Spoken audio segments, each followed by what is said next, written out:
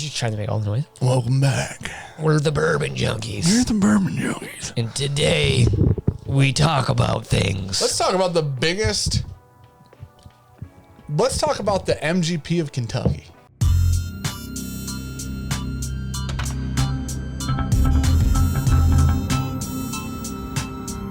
All right. So, little talking head, little news action, little update on the whole world of whiskey. That's what we should call this series, World of Whiskey. So, Bardstown Bourbon Company making moves in Kentucky. Okay, I feel like Bardstown has been making moves for like nonstop 4 years straight. Yes. Basically since they opened. Yeah. It was like 2015. Yeah, something like that. So, how were they only 7 years old? So very recently, Bardstown was, I don't think acquired is the right word, but they were backed by, yes. invested into by. Yeah. Pritzker, Pritzker. Pritzker Private Capital, PPC there, good sir. We'll call them PPC for the sake of PPC. you and I's ability to say things. They were backed by PPC. And people, so that immediately pissed people off. Hey, you want new things? It takes money. Okay, so there's an argument here. Because I agree with that. That is like one humongous point is it costs a lot of money to run something, and it costs a lot of money to expand something, and it costs a lot of money. They're putting up a rick house every other week. Oh my gosh. Like a Bardstown is like is a monster in Kentucky. And it's funny because Bardstown's not a heritage distillery whatsoever. No. They're 8 years old or something like that. Yeah. So they were invested in or backed by whatever, funded by. And everybody got really mad. Capital. And it wasn't that they were mad. From reading Facebook and whatever, people seemed not mad so much that they were backed by somebody, but the people that backed them, they didn't like that. They didn't like the parent company that is giving them money. So come to find out, and I could be wrong, and I'm not going to get super in the weeds with this because I don't know a lot about it. Do it. Supposedly, the brother of the person that owns the firm is a politician in Illinois. Oh, yeah. This seems to be the big break, and this seems to be what angers everybody. Now, the brother in Illinois, it's fine, isn't the one that owns or runs the actual that PPC company. Yeah, right? He's just related to the guy that does. Right. Now, that being said, I'm not going to get into like whether there's any corruption or whether there's any play between the two. I don't care. I know that that's why people are upset. We don't need to, whatever. But that being said, they do have more money, which is what Bardstown seemingly needs to continue to rapidly grow at the pace that they're growing. I mean, like they've been taking HGH and keeping the same pant size on. You know what I'm talking about. Oh, they're bursting. They are you wearing my t-shirt. It's not good. It's a crop top. Oh, yeah, it's not good. They obviously need capital to expand. Like we're talking about, it is wildly expensive. Bardstown's making a lot of moves. Yeah. That cost a lot of money. And then the next big splash was Bardstown Bourbon Company acquisition of Green River. Mm-hmm. So they now distill all the whiskey in Kentucky. So so one of the big things, especially right now, because of how many NDPs there are, the non-distilling producers, people need to source whiskey. Everybody needs to source whiskey. Yep. And so in order to source whiskey, and there's a big stink around sourcing whiskey or whatever. Those people are just wrong. You guys will get over it and you'll figure it out. Bardstown, it has become over the last 2 to 3 years a humongous source of contract distilling. A titan of contract in distilling. Kentucky, 100%. Yeah. In Kentucky, so everybody knows like the really big heritage distilleries. There's the Brown-Forman distilleries. There's Buffalo Trace, and there's all Heaven Hill, and there's Beam, and there all of these, right? All of these huge distilleries. Come to find out, they don't really produce a lot of whiskey for people that aren't them. Four Roses, most of them sell almost no barrels to anybody. Yes, they're all used for their products and they have their own projects to supply. All right, real quick before we continue on to the video, Dan's gonna show us something cool here. Definitely not in frame, but here's my button. These amazing shorts from intotheam.com. Literally, Into the AM is our channel sponsor today. Literally, the best shorts of the game. We kind of switched it up from our last one. I was wearing a print, which you're rocking one of the new prints. I like that shirt a lot. I love this shirt. And I've got the pocket or the non-logo tee because I forgot I had it and I dug it out to just wear. Into the AM dropped so many graphic tees. Yeah. That you can just pick and choose around there. Like sometimes you won't like them, sometimes you'll love them, sometimes you'll be like, eh.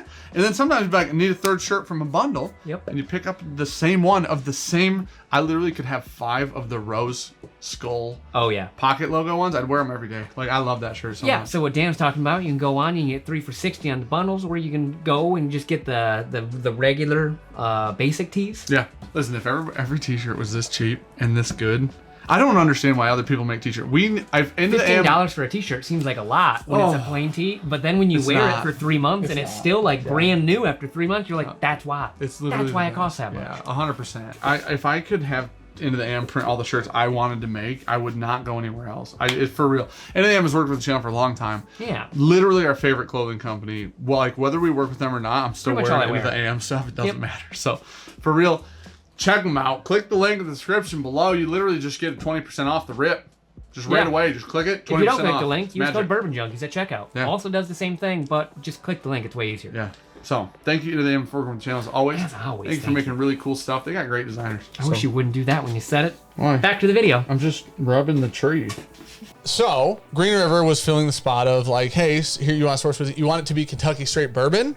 We make that, right? And Bardstown is also then fulfilling the same. You want it to be Kentucky straight bourbon? We make that too.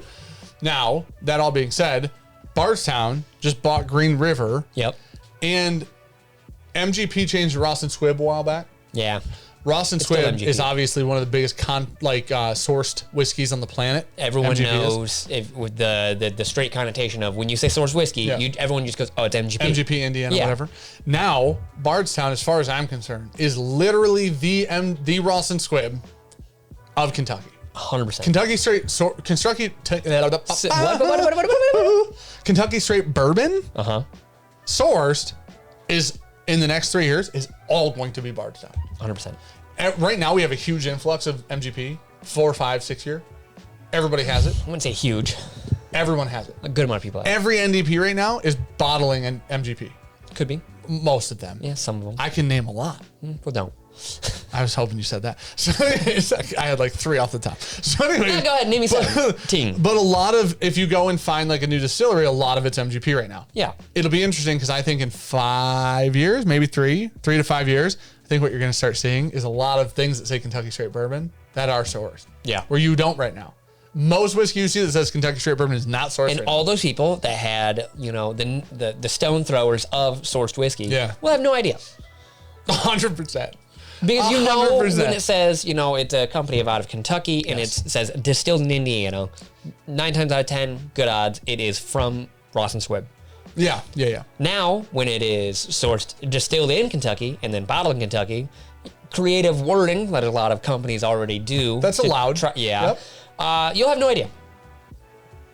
No, that's a good point because it just says distilled in Kentucky. I didn't even think about that.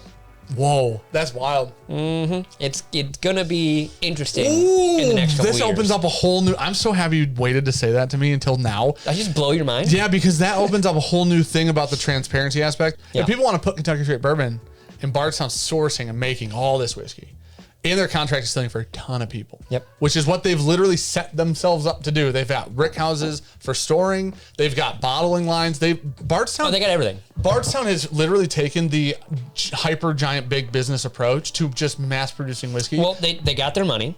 But however you want to make it. They got their expansion. Yep. And now they're acquiring another brand to even amp up their production more. I think it's incredible. It's gonna be wild. I think it's just insane the how fast of a turnaround they went from acquiring capital to making giant moves. Yeah. And everyone was like, oh, they're building rick houses so fast. They're ramping up production. They're doing a lot more.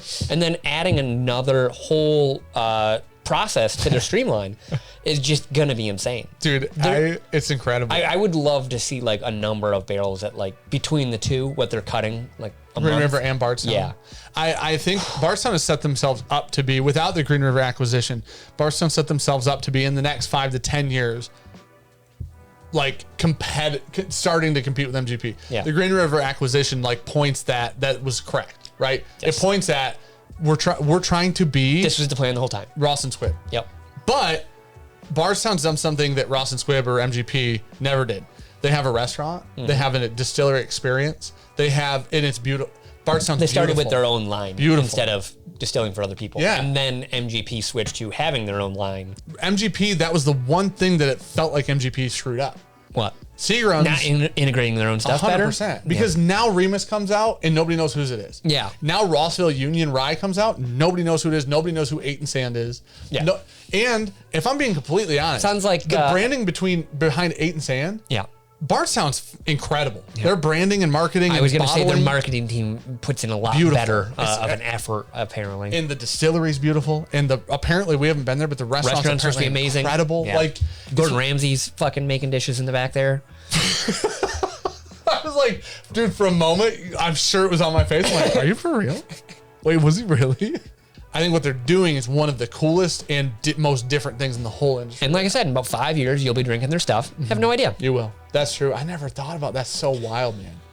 They're making big moves. I'm excited to see Me too. what to come. I am too. I mean, this is good things for up and coming distilleries too, because it gives you another option of whiskey to source while you're making your own distillate and aging it. Or if you don't want to make, listen, there are NDPs like Old Carter who up until this point have only released source whiskey. It's been great.